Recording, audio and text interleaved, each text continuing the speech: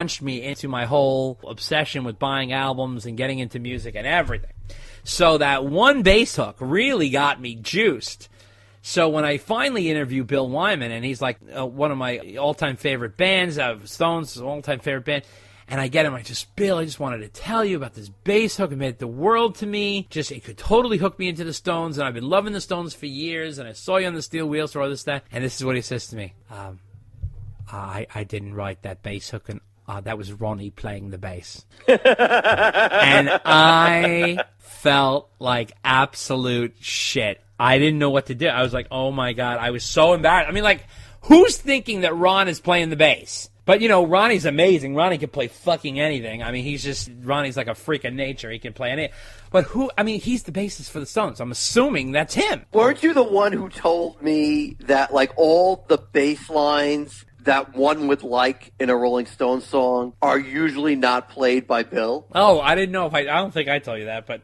Oh, no? Oh, okay. All right, well, then somebody else did that. Bill is not always on the songs as much as you would think. Wow. He was. So, and your story is like the perfect example. I mean, that's like a Stone song with a great bass line, and he doesn't even play on it. Yeah, it's incredible, incredible. So anyway, just to let you know some of the people, number 49 was Duff McKagan from Guns N' Roses, 37, John McVie of Fleetwood Mac, 36, Les Claypool from Primus, 33 was Lemmy of Motorhead, 32, Sting from The Police, 31, Bernard Edwards. It goes on and on. Give you the top few here. Bootsy Collins, number 4, and John Entwistle, number 3. Number 1 was James Jamerson. So, I mean, they had John Paul Jones, number 13, Phil Lesh of the Dead, number 11, Sir Paul McCartney, number 9, and Donald Duck Dunn from Booker T and the MGs and also the Blues Brothers Band. Number 15, Chris Squire from Yes, number 18, Geezer Butler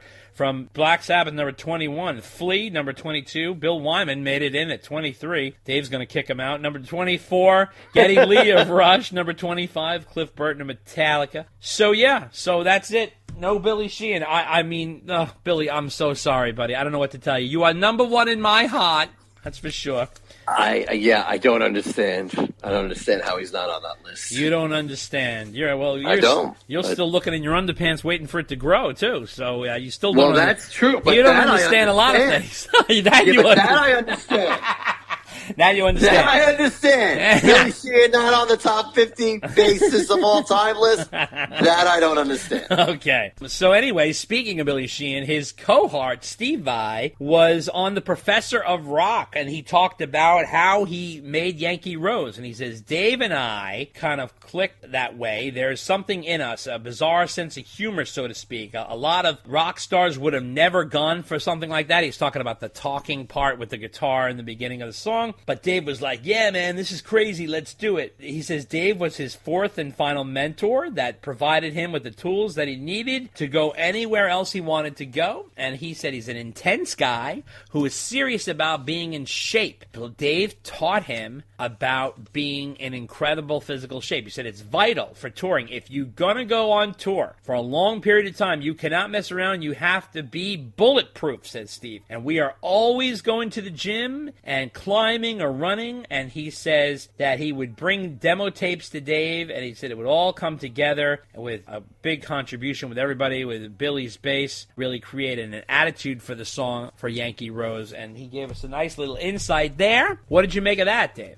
That was cool. Yeah, very cool. Yeah, no, it was good. So now, Brian May was in an Ultimate Guitar talking about the Starfleet project. Oh, and he said that Eddie Van Halen is incomparable. He stands there as one of the pillars of the development of the electric guitar technique, and he is a wonderful guy. And as you know, it's funny, during the lockdown, you start to look at your life again, and one of my regrets is that certain people I think I've let slip away. I haven't talked to Eddie for a long time, and I really regret that. I'd like to change that because he's such a fantastic guy, not just being a performer, but incredible spirit. The spirit, it's blinding. And again, you could never get fed up of listening to that. And Eddie can pick up any guitar. And remember this from the Starfleet project sessions. It doesn't matter what guitar it is. He will make it sound like him. I watched him pick up a bass when we were doing a demo, and he made the bass sound like Eddie Van Halen. It's just astounding what he can do with those fingers. Yeah, It was a great moment. It's one of those moments which I will always fondly remember. We were all in a little bit of a downtime in our own projects. Queen was taking a bit of a hiatus, and I think Van Halen weren't doing too much at the time. And my neighbor,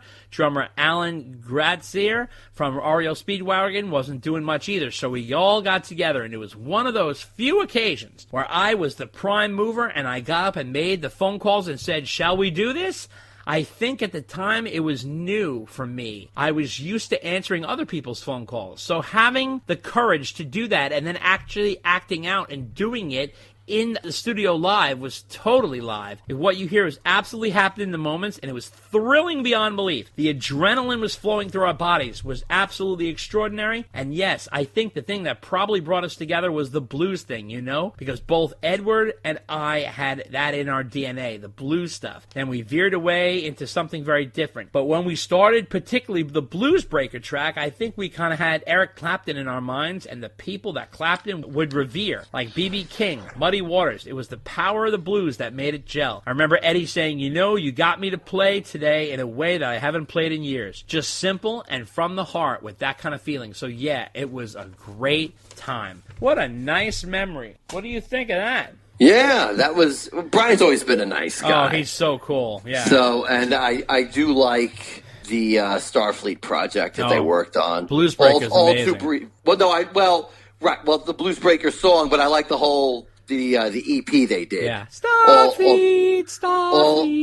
All three songs they did. So if you've never heard that, that's worth getting just to hear Brian and Eddie play together. And I will tell you that the Blues Breaker track is one of my all-time favorite instrumental songs. I love driving to that song. I have put that on many a mix. I can hear it right now in my head. It's got such warmth. Oh my God, I love it so much. It's just so great. Yeah, no, that's good stuff. Great. Good stuff. Irving Azoff, Van Halen's so-called manager, is to receive an award at the Rock and Roll Hall of Fame this year, which is not going to be in front of an audience, but it's going to be on HBO November 7th as sort of a program without the ceremony. I don't know how it's going to work. It's going to be sort of a program, but Van Halen's manager, Irving Azoff, will receive the Ahmet Ertegun Award from the Rock and Roll Hall of Fame, which is presented to industry professionals who have had a major influence on rock and roll. So congratulations to Irving. Another feather in your cap, young man, and another dollar in your pocket. What do you make of Irving, Dave? You think he's kicking back, collecting on the Eagles? He just seems to be like the man behind everybody.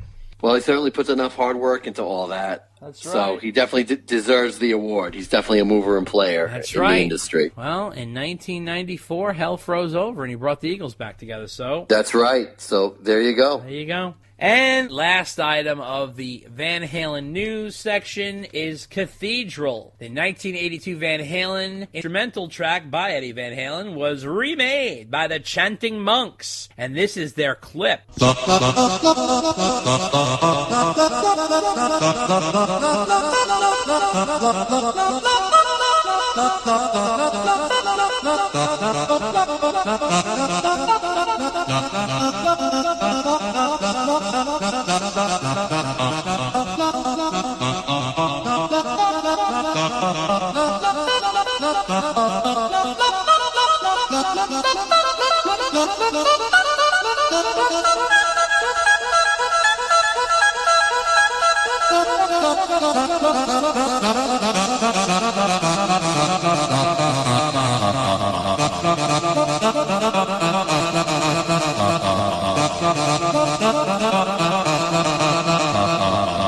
Oh my God, these five guys in black hoods looking like kind of like the Bohemian Rhapsody video have this incredible, intense, wild vocal track of Cathedral. The clip is unbelievable, Dave. Can you believe this thing? I don't even know how they put this together. I know. Phenomenally well done. Yeah. I mean, just really good how they duplicate Ed's guitar parts vocally.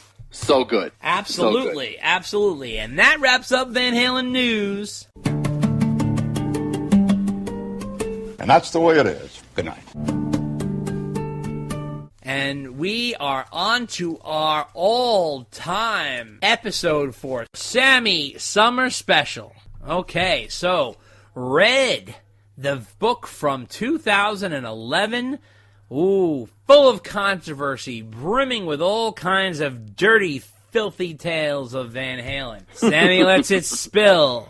And so does Joel Selvin, the author of that book. With Sam, he talks to Dave and I, and we do a whole special on that. But before we get to that, Dave's going to bring out his sack. And even though that's small, the mailbag's large. Woo! Boom, boom. That's right. And I got a little surprise for Dave at the beginning of the mailbag, and we are going to come up to that. Take a listen. I don't think Eddie would ever look me in the eye and shake hands, hugs and kisses. But Alex knows it's all true, and he knows it was all, he knows what happened. He was a bystander who stood by his brother, and I love them both. I still love Eddie Van Halen with all of my heart, and I wish him nothing but good health. But he put me through some miserable stuff that one human being should not do that to another human being. If you need a dose of VH, get a taste of the closest thing.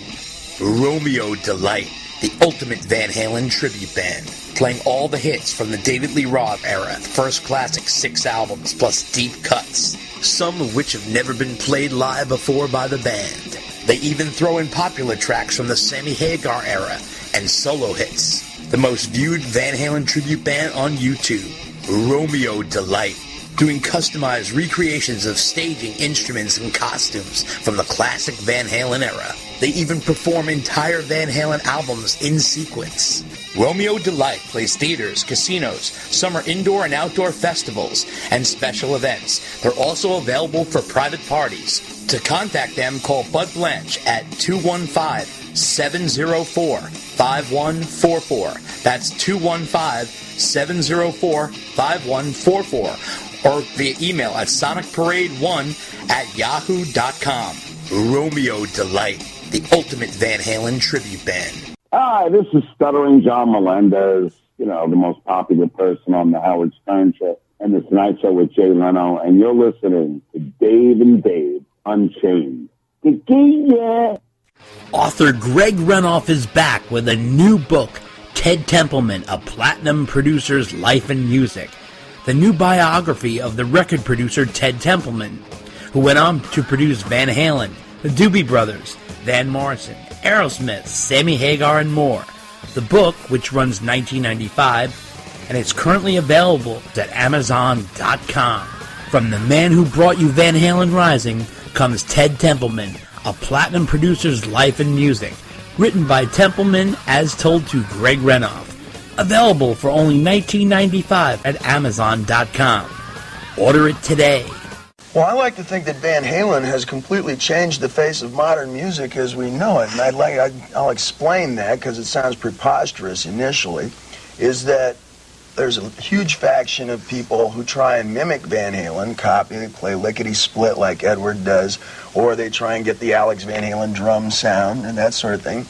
And the other faction of individuals, musicians, which is much larger, of course, are so revolted by Van Halen music and the way I do interviews and et cetera, that they're forced to come up with some very substantial alternatives, musically speaking, and that's where New Wave comes from. All right, Dave, you know what time it is, and I'm giving you a break. So this is what's going on.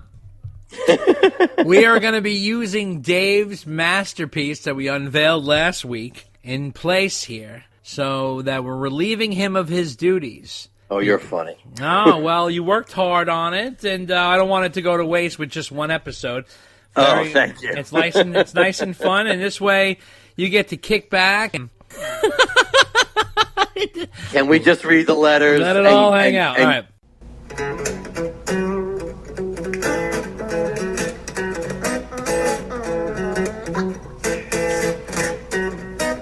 Well, my buddy Dave, he don't want me around. He says he's tired of watching me let him down. He just wants a good mailbag. He wants only the best. But he hates disappointment better than all the rest. And he says that he thinks that I'm headed for a whole lot of trouble. Well, he thinks that I'm headed for a whole lot of trouble. Well, he thinks that I'm headed for a whole lot of trouble if I don't nail the mailbag intro. That's right, Dave. It's mailbag time again. And we got letters coming from, number one, Shannon the Dude. He says, I don't think I've ever heard this. I just found it on